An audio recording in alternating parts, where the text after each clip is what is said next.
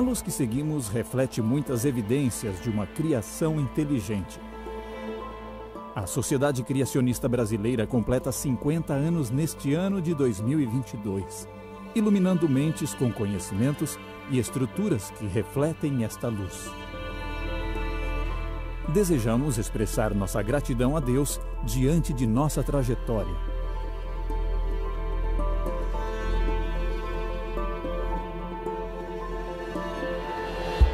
Em 1972, começamos com algumas páginas datilografadas, lançando a Folha Criacionista. Com a graça do Criador, não paramos mais. Inspirados na revista pioneira da Sociedade Criacionista Norte-Americana, a Creation Research Society, ganhamos fôlego traduzindo e publicando artigos e livros de autores estrangeiros e brasileiros, periódicos para crianças e séries temáticas de cartazes e vídeos didáticos. Tivemos a oportunidade de participar de numerosos congressos, seminários e conferências em salas de aulas, igrejas e outros eventos dentro e fora do país, com a participação de pessoal altamente qualificado academicamente. Nossa meta institucional é incentivar a criação de pelo menos um núcleo criacionista em cada estado brasileiro. Desde 2012, com a fundação do primeiro núcleo em Maringá, no Paraná, passamos a ter um excelente modelo para incentivar a fundação de quase uma dezena de outros até hoje.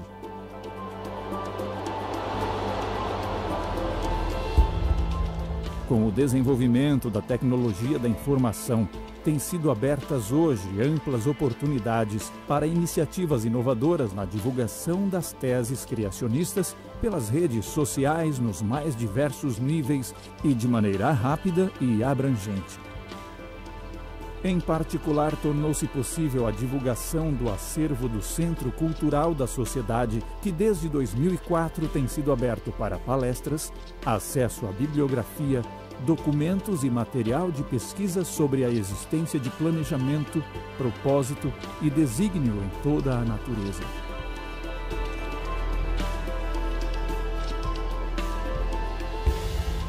Comemorar 50 anos de divulgação de pesquisas, oferecendo respostas adequadas a questionamentos com relevância cultural, social e espiritual, significa muito para todos nós, pelo que tivemos oportunidade de fazer com as bênçãos do Criador.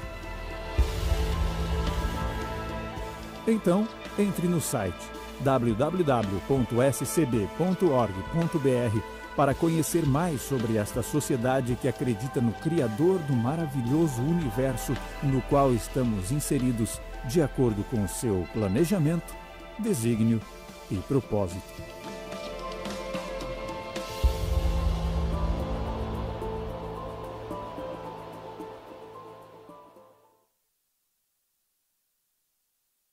Gostaria de convidar agora, então, o Dr. Rodrigo. Dr. Rodrigo, ele é professor da Universidade Federal de Goiânia e tem uma larga experiência de pesquisa nessa área em biologia molecular. Já esteve conosco há vários anos atrás aqui em Brasília, né, Dr. Rodrigo?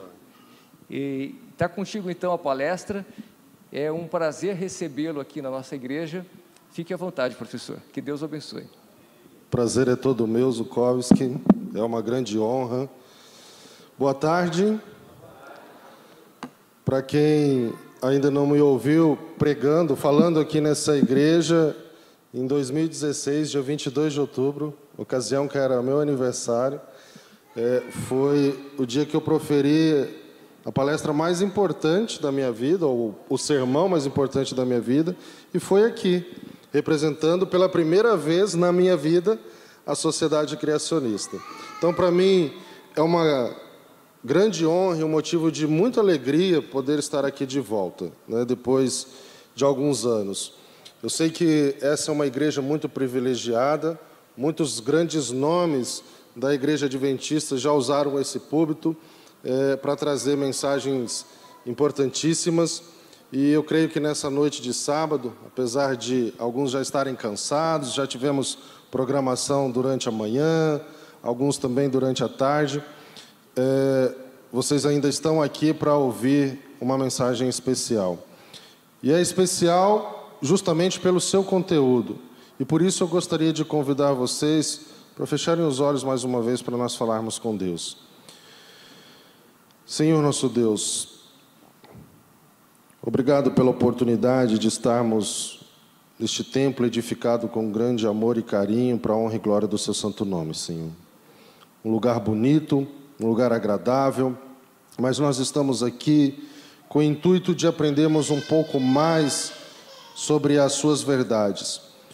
Por isso, o Senhor sabe que eu estava ali sentado, discutindo contigo sobre algumas coisas que eu deveria ou não deveria falar, e por isso, nesse momento, eu peço a Ti que o Senhor me use mais uma vez, e que não seja eu que fale, mas seja o Senhor me usando como seu instrumento. Peço perdão dos meus pecados e que o seu Espírito Santo tome conta de todos nós aqui, para que possamos sair daqui transformados por sua palavra. Te pedimos isso em nome de Jesus. Amém. Alguns que me antecederam aqui falaram coisas que eu considero bastante importantes. Por favor, já pode projetar os slides aqui, por favor. Eu tenho pouquíssimo tempo, eu gostaria de não me estender demais, mas tem algumas informações importantes para falar. Dentre as coisas que foram faladas aqui, uma que me chamou bastante atenção, foi dita pelo Hipólito, foi a respeito de discussões ou debates. E eu diria para vocês o seguinte: nunca me convide para um debate, porque eu não vou aceitar o convite, mesmo que seja pago, e muito bem pago, eu não vou aceitar, porque o debate não leva ninguém a lugar nenhum. Eu já vi grandes evolucionistas, né, pessoas de grande renome, defensores do evolucionismo, perdendo o debate, ainda assim detém um grande número de seguidores que os adoram. Então o debate não resolve nada. Então por que? Alguém pode perguntar para mim, então por que você dedica-se a falar sobre esses assuntos e estuda todos esses assuntos? E por que você acha, então, que a sociedade criacionista, entre outras entidades, devem continuar escrevendo, publicando livros, trazendo informação sobre esse assunto? Primeiro, porque esse assunto é muito importante e relevante para os nossos dias atuais. E dentro do contexto específico da minha pessoa, a minha missão é salvar vidas, ganhar vidas e não ganhar debates. Porque eu acho que o grande debate, como o Hipólito mesmo falou, já está vencido. Os argumentos em prol, eu não diria mais teoria, mas do conceito, do dogma, ou da cosmovisão evolucionista, né? Todos esses argumentos, apesar, ou doutrina, né? Apesar de alguns fazerem algum sentido, quando nós vamos discutir a fundo a respeito dos argumentos que são usados, a maioria deles, mesmo tendo algum sentido, são pautados em muitas extrapolações. Então, sim, a gente consegue ver algumas pequenas evidências, né, por exemplo, de seleção, né, na natureza, mas não vou dizer aqui o termo seleção natural, como é usado, né? E a gente também vê, por exemplo, nós, seres humanos, fazemos muito isso, através da agricultura e da pecuária, seleções artificiais. Nós observamos isso de forma bastante evidente, mas o que ocorre são extrapolações. E aí nós vamos ver que existem 3 palavrinhas mágicas, né, que são usadas dentro dessa doutrina da evolução, que servem como subsídio para os argumentos deles. Não é por quê? Porque não consegue ser demonstrado, não consegue de fato ser provado cientificamente.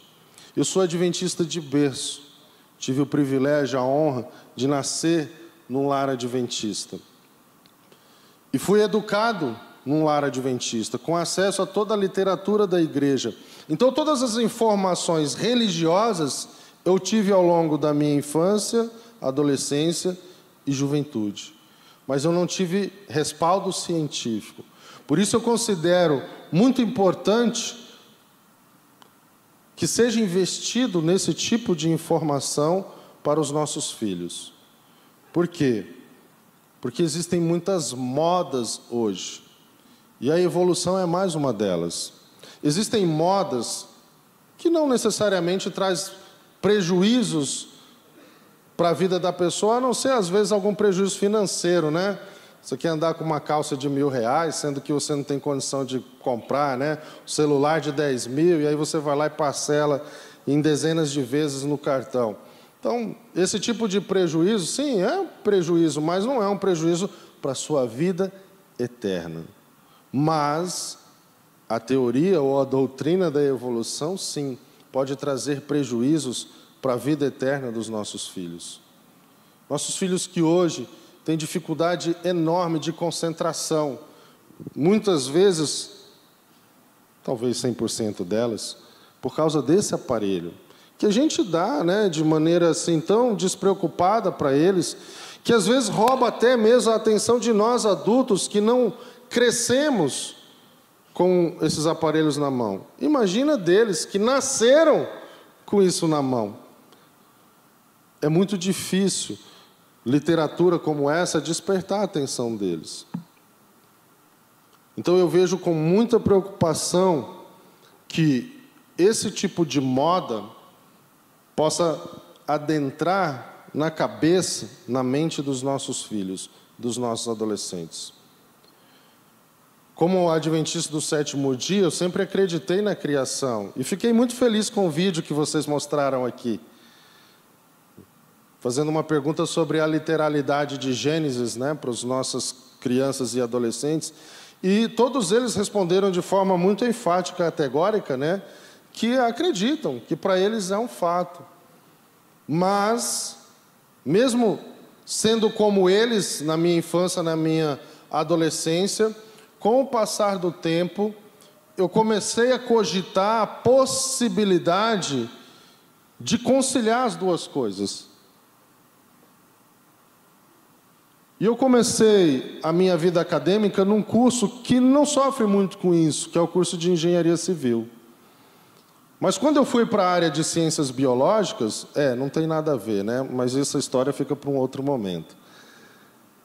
Quando eu fui para a área de Ciências Biológicas, com certeza eu pude perceber, hoje eu percebo, obviamente, que eu não tinha alicerce científico para dar razão da minha fé. Por isso é tão importante estudarmos. Por isso Pedro diz, né, estejam sempre preparados para dar razão da sua fé. O cristão, ele precisa estudar. Hoje de manhã eu falei, né, sobre a palavra, sobre comunicação, né, essa capacidade maravilhosa, intrínseca de nós seres humanos. E eu li um texto bíblico que eu considero muito importante, que está lá em Apocalipse capítulo 1, verso 3, onde diz: bem-aventurados são os que leem e ouvem as palavras dessa profecia. Né? Por quê? Porque nós precisamos estudar detidamente a palavra de Deus, as revelações a respeito da verdade. Mas nós também precisamos ter conhecimento e respaldo científico, para não acreditarmos em qualquer bobagem que nos é contado. Não existe uma estatística, porque não foi pesquisado, obviamente, mas eu arrisco dizer, assim como o Hipólito falou aqui na frente, que mais ou menos uns 80% das pessoas hoje que se dizem evolucionistas, ou professam acreditar que a origem de nós, seres humanos, de todos os seres que existem nesse planeta, foi a partir da evolução, mais de 80% nunca estudou evolução. Nunca leu um livro de Darwin. Nunca leu um livro sobre evolucionismo. Mas então por que eles acreditam? Porque eles ouviram alguém que tem autoridade científica falando. Não é à toa que a sociedade criacionista toma um cuidado de, quando convida alguém para palestrar, que seja a pessoa que tenha algum nível, né, acadêmico. Porque a autoridade científica, ela é muito respeitada. E eu, assim como talvez esses 80% ou mais das pessoas que dizem acreditar no evolucionismo, quando eu entrei na área de ciências biológicas, comecei também a enveredar por esse caminho. Porque existiam autoridades acadêmicas que eu admirava, que me diziam isso. Alguns que debochavam da minha fé, que punham ela em questionamento. Eu não tinha respaldo científico nenhum para discutir com eles. E eu estava diante de doutores. Então, muito facilmente eu fui convencido. Abduzido. Obrigado por... Eu acho que esse termo é bastante propício. Veja, eu não era um jovem tão despreparado. Eu já tinha feito parte de um curso universitário. Eu sempre gostei muito de ler, né? Sempre me preparei academicamente para entrar na universidade. Então, assim, eu tinha um certo nível de conhecimento. Um pouco de conhecimento teológico também. Mas eu fico pensando o que vai ser dos nossos filhos. Eu sou pai de adolescente que não gosta de ler. O que vai ser deles? Como que nós vamos preparar eles?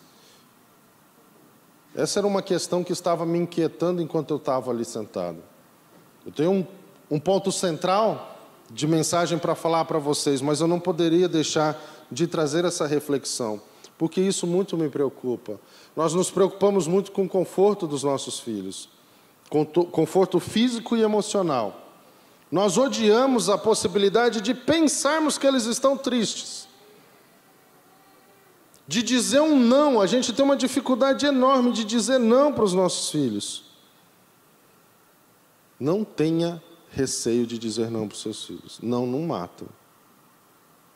Pode ter certeza. Eu ouvi muitos nãos na minha vida. E eu acho que deveria ter ouvido alguns outros que eu não ouvi. Alguns sims que eu ouvi por insistir, né? Deixa, mãe, deixa, pai, deixa, mãe. E na minha época tinha um combinado entre pai e mãe assim: mãe, posso entrar no lugar? Pede para o seu pai. Né? Aí eu ia pedir para o pai, pede para sua mãe. Né? Aí ia pedir para a mãe, ela fala: se seu pai deixar, eu deixo. Aí ele falava a mesma coisa. E ficavam me enrolando assim alguns minutos, que para mim era uma eternidade, né? Até que alguns se enchiam de coragem e falavam assim: não, você não vai. Ah, mas por quê? Né? Nós sempre somos cheios dos porquês, desde pequenininhos. E muitas vezes os pais não querem, ou às vezes, pior ainda, não sabem justificar os porquês das coisas. Diga não e argumente o porquê do seu não. Vai ficar chateado? Vai ficar triste, mas saiba dizer não. Ele precisa ouvir não. É uma coisa que eu e minha esposa temos tentado aprender ao longo desse processo, dessa jornada tão difícil de sermos pais e educarmos filhos. Bom, e eu estou falando isso porque isso tem tudo a ver com a mensagem dessa noite já, né? Evolução teísta e seus equívocos. Por que eu comecei a me inclinar, num dado momento da minha vida, ao ouvir essa doce melodia, né, de conceitos da evolução que começam a permear as nossas crenças cristãs, e a gente acaba, às vezes, achando que isso faz algum sentido. Por que isso acontece? Por fragilidade, exatamente, de conhecimento teológico, religioso, mas principalmente conhecimento científico. Eu recomendo muito vocês lerem esse texto. O meu colega, Dr. Everton, ele publicou no site Criacionismo, que é do nosso querido pastor Michelson Borges, e ele aborda de maneira bastante detalhada esse assunto. Então, para aqueles que querem aprofundar, eu tenho pouco tempo para falar sobre o assunto. Existe esse texto, existem vídeos aí de vários pastores da igreja, inclusive do pastor Michelson Borges e de outros palestrantes que se dedicam a falar sobre o assunto. Mas o que eu achei mais interessante na matéria, no artigo escrito por ele, é essa imagem que eles usam para representar o que significa o evoteísmo. O que a gente está vendo ali nessa imagem?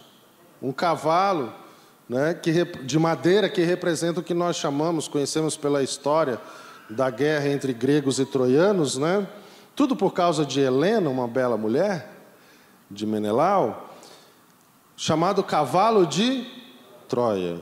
Os troianos receberam esse cavalo de madeira, muito felizes, como um presente, e puseram para dentro da sua cidade, que tinham muros intransponíveis. Adivinha o que tinha dentro do cavalo, segundo a história? Soldados gregos, né? Dentre eles Aquiles, né? O famoso Aquiles, que acabou, dizimou a população de Troia, segundo a história.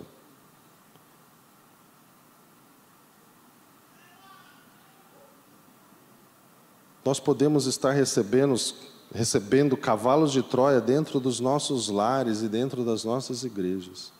E podemos ter nossas famílias, nossas igrejas, nossos jovens e adolescentes sendo mortos por esse tipo de vírus que contamina a nossa mente. O inimigo, ele tem sido vitorioso em atingir muitas pessoas, infelizmente. Muitas pessoas que se julgam sábias caem nesses argumentos.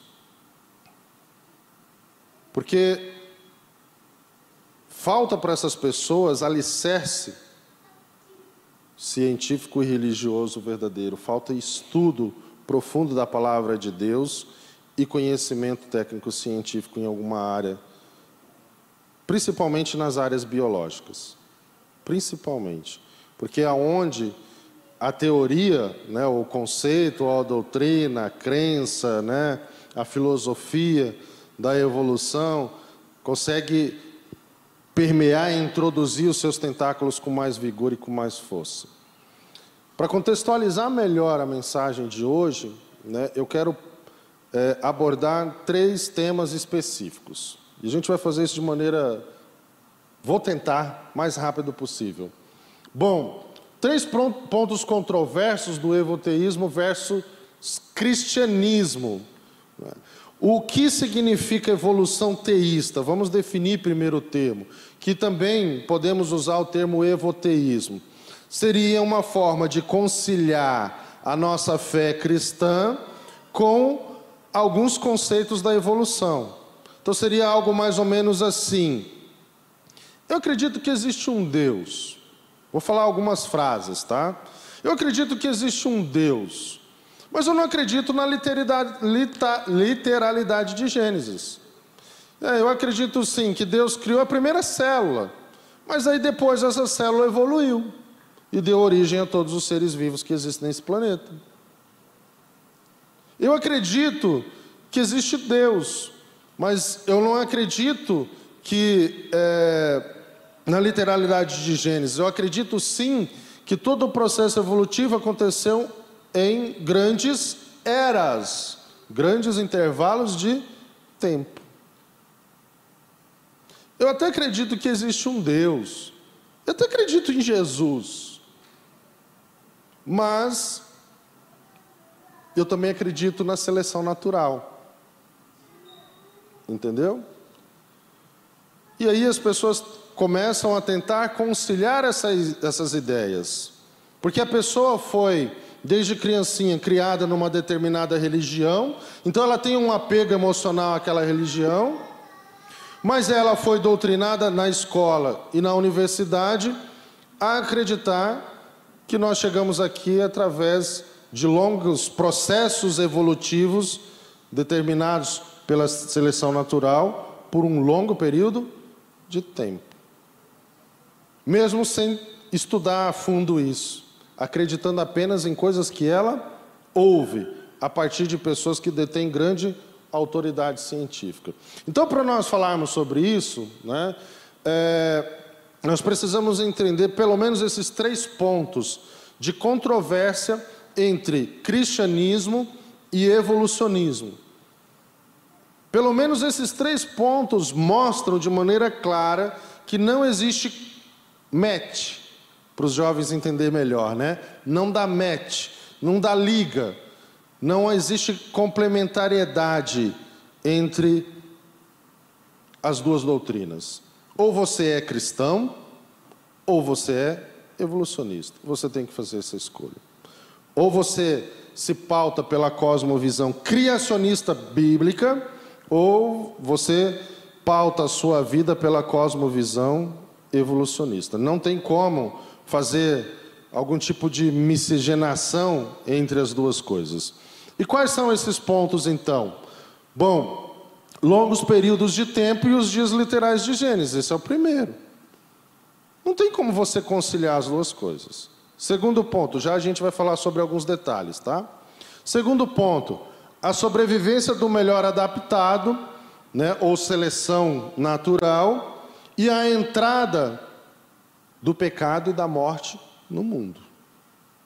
Porque, de acordo com o conceito evolutivo, né, a morte existe e por um processo natural, obviamente, e seres menos adaptados morrem antes, então não conseguem transmitir seu material genético para descendentes, né, e logo os melhores adaptados é que vão conseguir fazer isso.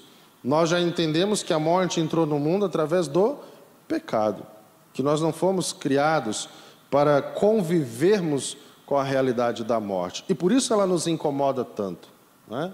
Mas já vamos falar mais detalhadamente um pouco mais sobre isso. E, a literalidade de Gênesis 1 e 2 com Apocalipse 21 e 22. Se Gênesis 1 e 2 não são literais, né, são narrativas alegóricas, né, um tipo de romance, e não uma narrativa histórica, fatos reais, os dois últimos capítulos da Bíblia também não serão.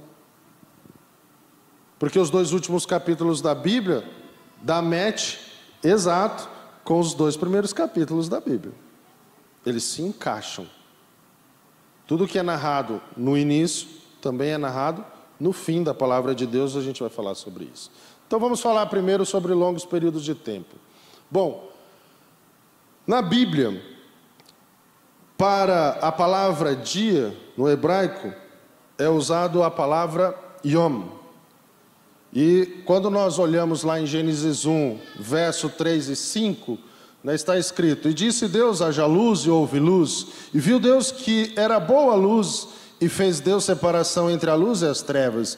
E Deus chamou a luz dia, yom, e as trevas chamou noite. E foi tarde e manhã o dia primeiro, yom, novamente.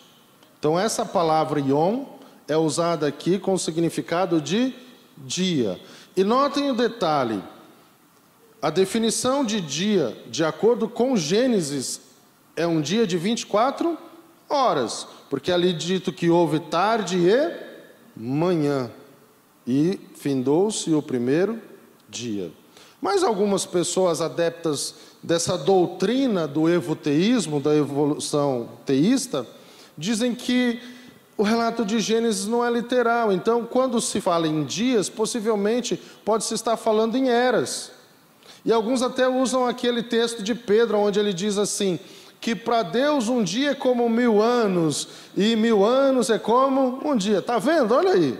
Pedro está falando que para Deus não faz diferença. Então, quando lá em Gênesis fala que foi um dia, pode ter sido 1000 anos, 10.000 anos, ou 1 milhão de anos. Olha que argumento furado.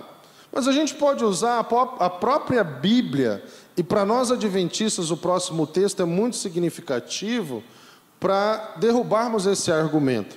Qual seria?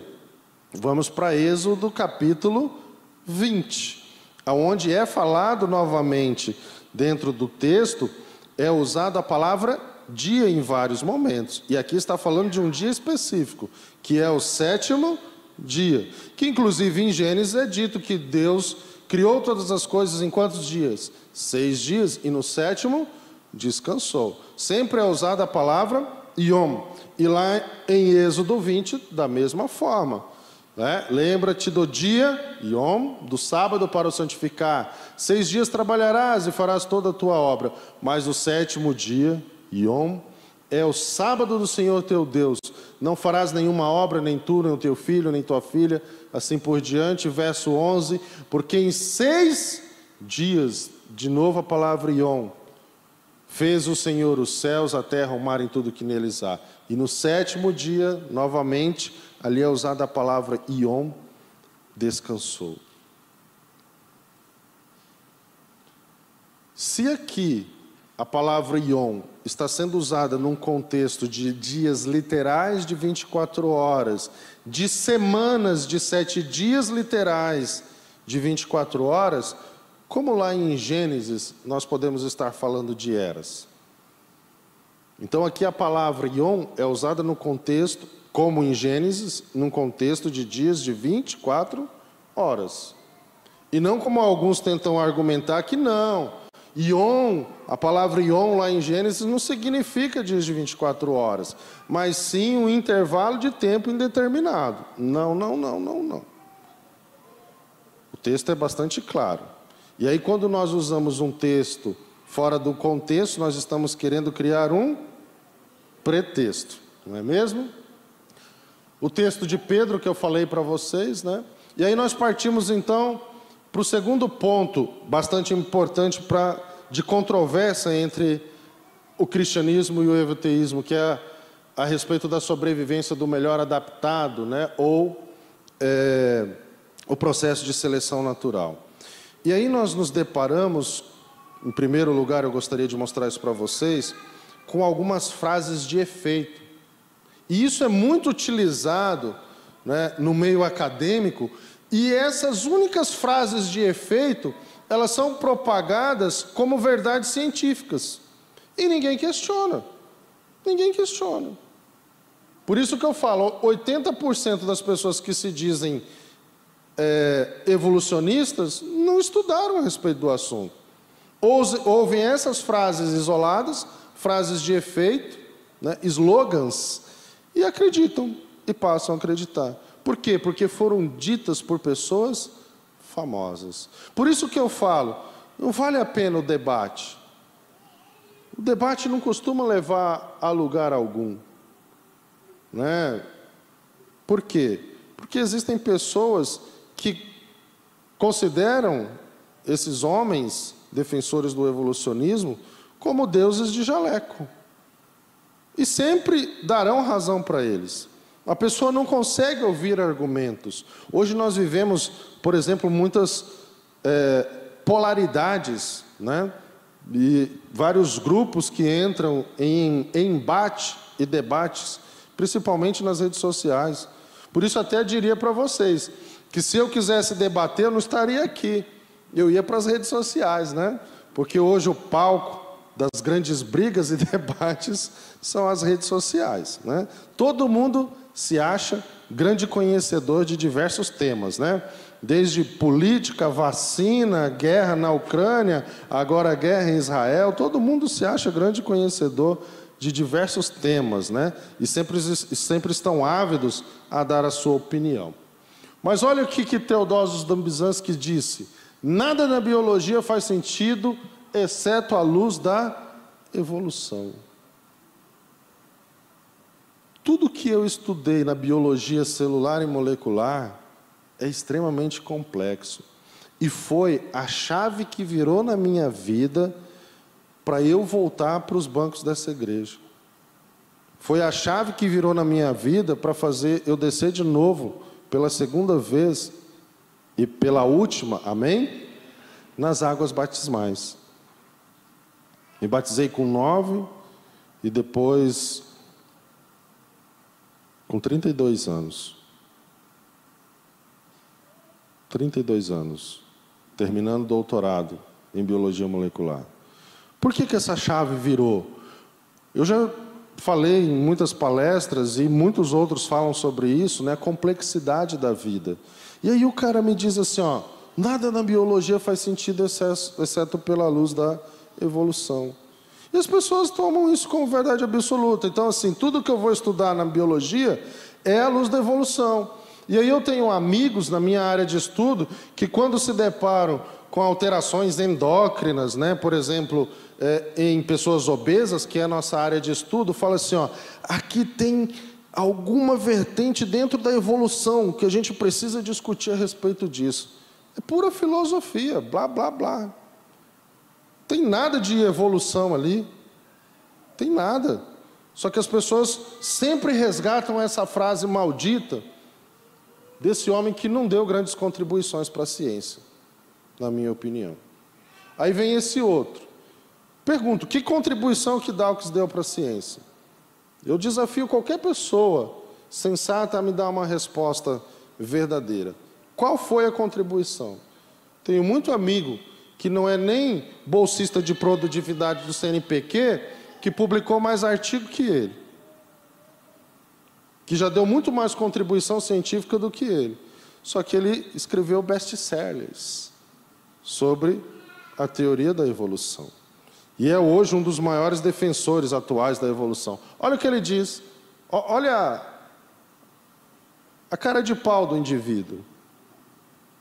A biologia é o estudo de coisas complicadas que parecem ter sido projetadas com propósito. Está vendo como que a pessoa tem uma opinião religiosa sobre a coisa? Isso é religião. Eu estudo coisas complicadas que parecem ter sido projetadas, mas não foi. Porque, segundo Dobzhansky, tudo na biologia só faz sentido à luz da evolução. Então, mesmo sendo complicado, mesmo os alunos odiando bioquímica porque acham difícil, né? Não foi criado, evoluiu. E ainda, eu sou mais categórico, evoluiu a partir do nada, porque um dia não existia nada, e passou a existir, e evoluiu, mesmo a despeito, contrariando todas as leis da física, principalmente a segunda lei da termodinâmica, né? Que é a lei da entropia, que a tendência é as coisas se desorganizarem. É muito difícil manter uma igreja bonita assim, não é? Direto está precisando arrecadar ofertas aí para fazer alguma reforma, não é verdade? Segundo a lei da termodinâmica. Mas a gente vai acreditar que um corpo, não vou falar que o meu corpo é tão incrível assim, né? Já tem alguns defeitos, mas que um organismo tão complexo foi criado, ou melhor dizendo, surgiu a partir de processos espontâneos e foi se adaptando, sendo moldado pela natureza, sem nenhuma intenção, sem nenhuma direção, sem nenhum tipo de inteligência por trás. Como que alguém consegue, de fato, afirmar uma coisa dessa e continuar acreditando nisso? Eu chamo isso de desonestidade intelectual. Só que para pessoas que não estudam suficientemente, facilmente caem nessas lorotas. E a mídia ajuda bastante. Eu tenho certeza que vai ter pessoas que vão falar assim: você não pode jamais dizer que a teoria da evolução diz que nós viemos do macaco. Mas que conclusão você chega ao ver uma matéria de capa dessa? O título é Como nos tornamos humanos. Aí você vê de um lado o chimpanzé, do outro lado um bebê humano. O que a mídia está querendo insinuar? E aí as pessoas veem isso, passam a acreditar que isso é uma verdade. Ah, não, mas nós temos um ancestral comum. Tudo bem. Um ancestral de um macaco é o quê? Macaco. Continua sendo um macaco. Então, por mais que existam várias semânticas, né, floreadas, e muita filosofia por trás dos argumentos, não passa de palavras. Infelizmente, continuam sendo palavras vazias. E existem três que são mágicas, né? Eu gosto de falar dessa forma. As três palavrinhas mágicas da evolução, que seria seleção natural, mutação e tempo. Então, eles sempre vão usar essas palavrinhas mágicas. Principalmente tempo, porque daí você não consegue demonstrar. Alguém tem uma máquina para viajar no tempo? Tem, né? Então, como que você vai demonstrar algo que você diz ter acontecido há milhões ou às vezes até bilhões de anos? Infelizmente não tem como, né? Começando então pela primeira palavrinha mágica, né? Seleção natural. E essa imagem das girafas é muito emblemática, mas não vamos falar sobre ela. Qual é a evidência que Darwin tinha quando escreveu o seu livro? A seleção artificial, principalmente raças de cães e pombos. E aí ele tem também as evidências do que ele viu, principalmente em Galápagos, em vários lugares do mundo, mas também em Galápagos. Alguns pássaros que tinham variações anatômicas, principalmente no bico. Tem uma imagem mais para frente, né? Principalmente isso, foi isso que ele viu, tá? Ele viu a seleção artificial e aí ele extrapolou. Veja, se eu usar outra palavrinha mágica, tempo, eu posso dizer que a mãe natureza, né, para alguns, Gaia, isso é outro problema que a gente tem enfrentado hoje. Se eu extrapolar para longos períodos de tempo, eu posso dizer que houve um processo de seleção natural que também foi moldando as espécies a ponto de surgir novas espécies, novos galhos, ramos da minha árvore, dando origem a novos seres cada vez mais adaptados. E aí eu posso colocar lá na base da minha árvore genealógica, né, uma célula que por processos evolutivos deu origem ao primeiro ser multicelular, depois a um ser algo parecido como um peixinho, né? E aí surgiram os peixes, depois se ramificou, anfíbios, depois vamos ramificar de novo, né? Répteis, depois de novo, aves e mamíferos, depois de novo, dos mamíferos, os símios, e depois dos símios começou várias árvores pipocar, e aqui estamos nós. Foi a extrapolação que ele fez. Mas o que ele tem de evidência? O que nós temos de evidência até hoje? Isso aqui. É só isso aqui. Isso aqui te prova alguma coisa de seleção natural? Se você não usar as palavrinhas mágicas, principalmente tempo, não significa nada. Mas o que a mídia faz? De novo, né? Dá a sua grande parcela de contribuição. Eu não sou contrário à mídia. Só que a forma como as informações têm sido usadas para doutrinar as pessoas é algo extremamente negativo. Hoje até a palavra doutrinação tem sofrido um certo preconceito, né? A gente sabe disso. Mas de fato isso acontece. Quando a gente fala de mutação, o que a gente pensa? Ganho de função. Algo de melhor vai aparecer, certo? Mas é o que a gente observa na biologia? Quando acontece alguma mutação, a gente vê algum ganho de função? Nananina, não. Nunca, nunca. Nem esse argumento, que é o mais usado pelos evolucionistas, de fato é ganho de função. A mutação que ocorre em pessoas que têm anemia falciforme. Se a mutação vir de pai e mãe, a pessoa nem sobrevive. Mas se vir só de um dos genitores, a pessoa pode sobreviver.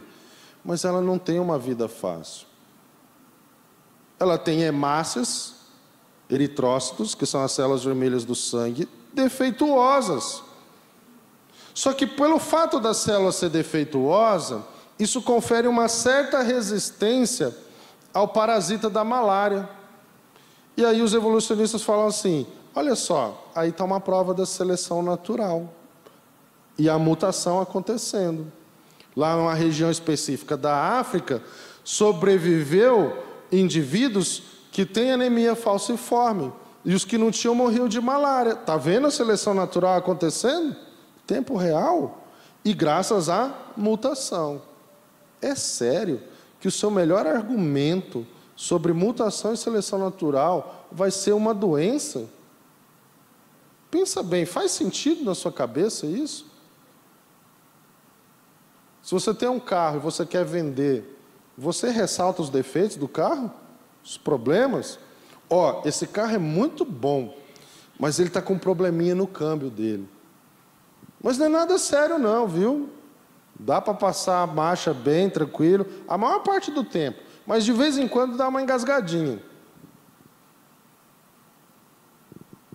Você acha que esse argumento vai ajudar você a vender seu carro? Mas tem um monte de gente que acredita nesse tipo de argumento furado, infelizmente. Infelizmente. Sem falar no tempo, né? Como que eu vou demonstrar alguma coisa que eu não posso estar lá para ver, para medir, para comprovar? Infelizmente não tem como. Então o livro, A Origem das Espécies, foi pautado exclusivamente em pequenas variações anatômicas. Nem biologia molecular, celular existia naquela época. Talvez um livro hoje que poderia ser considerado apenas pelo seu contexto histórico, mas nada além disso. Conhecimento científico, na minha opinião, nenhum. Nenhum. Olha a afirmação que Darwin faz no seu livro a respeito do tempo. A palavrinha mágica maravilhosa, né? Não vejo dificuldade nenhuma em uma corrida entre ursos controladas pela seleção natural, eles se tornarem mais aquáticos na sua estrutura e habitat, com bocas cada vez maiores, até que fosse produzida uma criatura tão monstruosa como a baleia.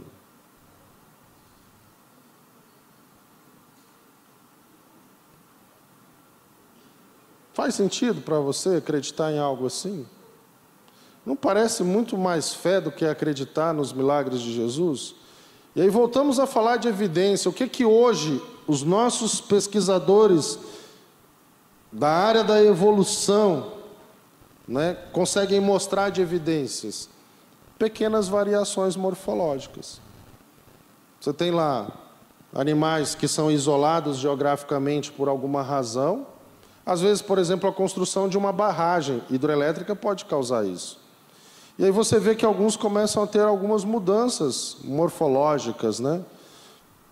Geralmente, pigmentação de pele. Talvez por ficar mais exposto à energia solar, à luz solar, ou tipo de alimento específico, muda a pigmentação da pele. É o caso de lagartos. Mas eu pergunto para você, o que todos esses animais dessa imagem são? Lagartos. Alguns brancos com pintinhas cor-de-rosa e outros cor-de-rosa com pintinhas brancas. Continuam sendo lagartos. Inclusive com a capacidade de cruzamento entre eles, gerando descendentes, normalmente. Não são novas espécies, são pequenas variações causadas por mudanças epigenéticas, que já estão no nosso código genético, já está lá no seu DNA. Já foi escrito assim, essa capacidade para você se adaptar ao ambiente, que nós chamamos de epigenética, que vai para além do código genético, que está envolvido na maquinaria, na forma como os genes são expressos. O problema também é que essas afirmações de Darwin sobre a seleção natural e a seleção do mais adaptado, do mais apto, podendo criar indivíduos mais preparados para sobreviver, tem implicações gravíssimas. Teve implicações gravíssimas e continua tendo. Darwin escreveu um outro livro, título A Origem do Homem e a Seleção Sexual. Nesse livro, inclusive pela capa, a gente já começa a ver a existência de um grande preconceito, né? A capa mostra um ancestral humano, que ao você colocar lado a lado com um aborígene australiano, você chega à conclusão de que ele está afirmando que os aborígenes australianos são seres humanos menos evoluídos. Concordam comigo? Fala para mim se a aparência não é a mesma. E vocês sabiam que os ingleses tratavam os aborígenes australianos como seres humanos não evoluídos? Sabia que eles expunham eles ao ridículo, que eles os matavam, que eles os caçavam como animais? Porque para eles não eram seres humanos. Era algo entre o macaco e o ser humano. E existem pessoas que dizem que nós somos animais. Não somos criaturas criadas à imagem e semelhança de Deus. Olha o que Darwin diz no seu livro. Não sou eu pondo palavras na boca dele, é ele que diz. Constatou-se que somente o ouvido do homem é provido de um lóbulo, essa voltinha que alguns têm na orelha, né? Eu não tenho, por isso eu também sou menos evoluído, tá? Estou mais próximo dos gorilas. Mas o gorila se encontra um rudimento dele, ou seja, não é um lóbulo completo. E muitas vezes está ausente no negro.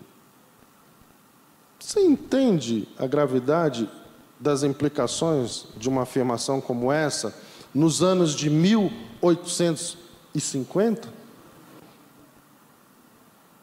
Por isso os negros eram escravizados, porque não eram seres humanos.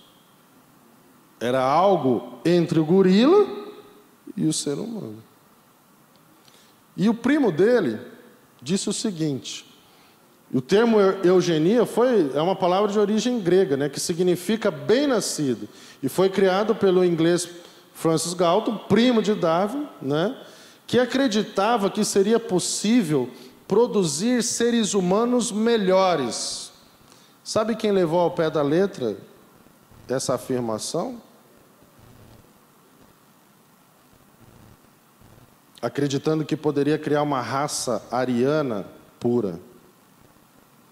E que judeus não eram seres humanos com uma linhagem pura. E por essa razão mereciam a morte. Não pense que isso só aconteceu na Alemanha, não. No início dos anos de 1900, no Brasil, tinham muitos militares que seguiam a doutrina eugenista. Só não deu muito certo por aqui. Mas tinham pessoas que acreditavam que você poderia, né, que a gente deveria colocar em asilo, né, matar, extinguir as pessoas com deficiências, né, e privilegiar a procriação apenas de indivíduos que teriam melhor adaptação atlética e intelectual. Eugenia. Isso aconteceu aqui no Brasil. Aliás, não aconteceu. Existiam defensores dessa doutrina aqui no Brasil. Não foi só na Alemanha de Hitler. Quando você não acredita que um ser humano é um ser criado à imagem e semelhança de Deus, mas um outro animal que habita esse planeta, nós não passamos de amontoados de célula. Quem dirá um ser humano que ainda está em processo de desenvolvimento dentro de sua mãe? O que vai ser? Se você que já pensa, fala, discute no Instagram, no Facebook, não passa de um amontoado de célula, o que vai ser um embrião, um feto? Por isso muita gente defende a possibilidade do aborto até a 20ª semana de gestação. Mas aí está um pequeno ser humano com 8 semanas de gestação, com todos os órgãos completamente formados. O coração já bate, já dá para escutar. Eu já tive o privilégio 2 vezes de ouvir, com 8 semanas de gestação. E tem gente que diz que é só um amontoado de células. A Bíblia diz que o salário do pecado é a morte, mas o dom gratuito de Deus é a vida, e a vida eterna. Por meio de quem? Do sacrifício de Jesus Cristo. Quando você começa a introduzir a doutrina evolucionista dentro da doutrina cristã, não existe essa morte como consequência do pecado. Nada disso faz sentido, porque se Gênesis não é literal, Adão e Eva não são literais. Então o pecado não entrou no mundo. Nós somos mero frutos do acaso. E a morte é mais um desses acasos. Então que sentido faz acreditar também no sacrifício de Jesus? Na encarnação de Jesus, o sacrifício através da morte de Jesus. Porque a Bíblia diz que Ele é o Verbo. E o Verbo existe desde o princípio, e tudo que foi criado por meio dEle. E Ele ainda diz o seguinte: eu sou o caminho e a verdade. Não existe outra verdade. Não existem verdades ou verdades relativas para além dessa verdade. Todas as outras verdades, essa, a Bíblia que você pode estar na mão, todas essas outras verdades giram em torno dessa grande verdade. Se essa grande verdade não existe, todo o resto não existe. Jesus, como sendo o Verbo encarnado, tinha poder sobre todas as coisas neste mundo. João diz que Jesus operou muitos milagres na presença dos seus discípulos, muitos sinais.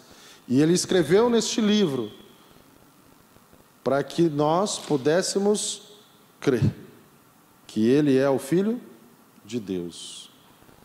Jesus tinha poder de curar paralíticos, cegos, e ele venceu a própria morte.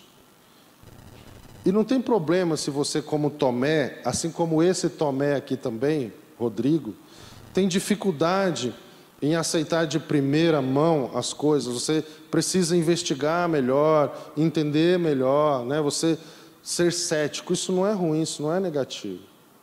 Pelo contrário, isso é bom. Sempre duvide do que as pessoas te falam e vai atrás, estude, aprenda por si mesmo. Não tem problema. Eu sei que Jesus diz, Tomé, porque você viu e tocou, você creu. Mas bem-aventurado, felizes serão aqueles que vão crer sem tocar e sem ver. Infelizmente, por causa do pecado, nós não podemos ver Jesus, nem tocar nas suas feridas ainda. Mas porque as palavras dos discípulos ecoam há mais de 2000 anos, nós acreditamos nas obras miraculosas de Jesus. E se ele tem poder sobre a morte, ele também tem poder sobre a vida. E nós entendemos que a vida existe porque foi criada por Deus. E não pelo mero acaso. E não usando 3 palavrinhas mágicas que não têm significado profundo nenhum. Que não tem poder nenhum. Como a seleção natural, a mutação e o tempo. O único poder que existe nesse universo é o poder de criar as coisas, é o poder divino do nosso Deus, o Deus em que nós acreditamos e aguardamos. Existem milhões de razões para nós continuarmos crendo que nós existimos pelo poder da palavra de Deus. Se a gente não acreditar que Gênesis é literal, Apocalipse também não é. Porque em Gênesis fala sobre um jardim e uma árvore. E sobre uma terra que acabara de ser construída por Deus. E Apocalipse fala de uma nova terra. E também novamente da árvore da vida. Ocasião que quando nós tivermos acesso a ela, novamente, nós seres humanos, assim como nossos pais Adão e Eva tinham, não iremos mais perecer sobre as garras da morte. Apocalipse diz que o último inimigo a ser vencido é a morte. No contexto humano, porque Jesus já venceu a morte. Amém? E nós aguardamos ansiosamente o dia em que nós também, pelo poder salvador de Jesus, poderemos vencer a morte. E é por isso que a Sociedade Criacionista, a Divisão Sul-Americana, a Igreja Adventista do Sétimo Dia, investe em propagar essa mensagem. Por isso que o criacionismo é tão importante. E esse sábado, o último sábado de todo o mês de outubro, é considerado o sábado, o Dia Internacional da Criação. Que nós possamos instruir os nossos filhos nessa verdade. Que eles possam ter sedimentos, alicerce, firme nessa verdade. Amém? Eu posso fazer uma oração? Feche seus olhos. Senhor nosso Deus, peço humildemente como servo que sou, que o seu Espírito Santo continue instruindo essas pessoas que ouviram essas palavras nessa noite, que eu prometi que seria breve, mas o seu Espírito com certeza me usou por um tempo maior do que eu esperava. Que as pessoas continuem sendo instruídas, as que estão aqui, as que estão nos ouvindo pela internet, nessas verdades, para que jamais elas abandonem, e que juntamente comigo, os meus irmãos, os meus familiares que professam essa verdade, muito em breve possamos todos juntos olhar para o alto e dizermos: este é o nosso Deus, Criador, Salvador, a quem nós aguardávamos. Dê-nos uma excelente semana, uma semana abençoada, e que possamos ser luz neste mundo de trevas. Em nome de Jesus, amém.